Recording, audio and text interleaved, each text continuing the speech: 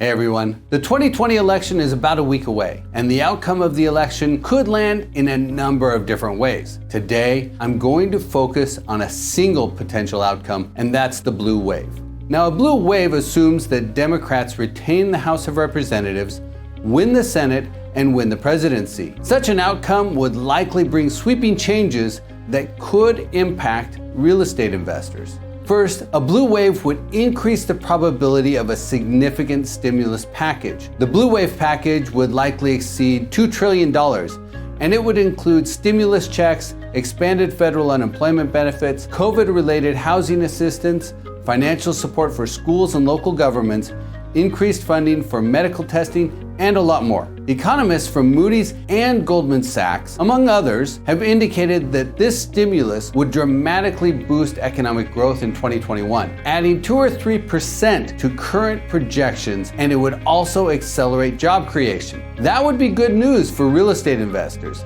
Accelerated growth would boost consumption, housing demand, people and businesses' ability to pay rent, business expansion, and probably even tourism. But there are also potential risks for some investors. Most prominent would be increased capital gains taxes for those making over $1 million.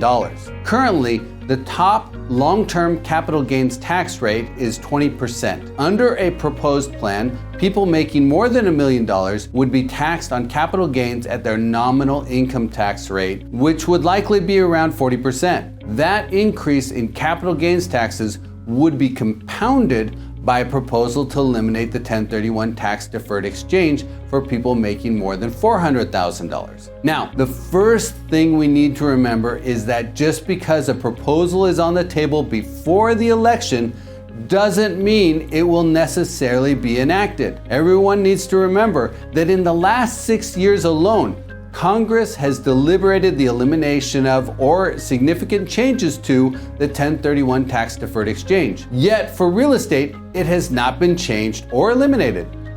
A compelling reason is that 1031 exchanges support increased real estate transaction activity, and that in turn generates a lot of ancillary tax revenue. So the blue wave does not necessarily mean that 1031 exchanges will be eliminated, but they could be. Even the possibility of changes to capital gains laws and a potential elimination of 1031 exchanges are things investors need to factor into their strategic investment plans, especially investors who are currently contemplating taking some chips off the table in the next few years. Any investors earning more than $1 million per year who is considering the sale of a property should closely review the new tax proposals and assess the outcome with their accountant. Investors need to determine if accelerating the timeline and selling under the current tax laws will be better than waiting. Likewise, any investor planning the sale of a real estate asset with an intent to make a 1031 exchange into a new property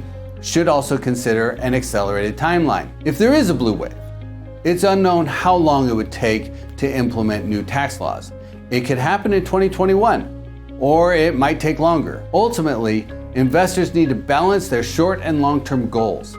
They need to factor in economic drivers like a new stimulus package with potential tax code changes. This is one of those times when investors need to closely consider their real estate investment strategies and frame up their plans. And in doing that, they need to keep their eyes on the horizon.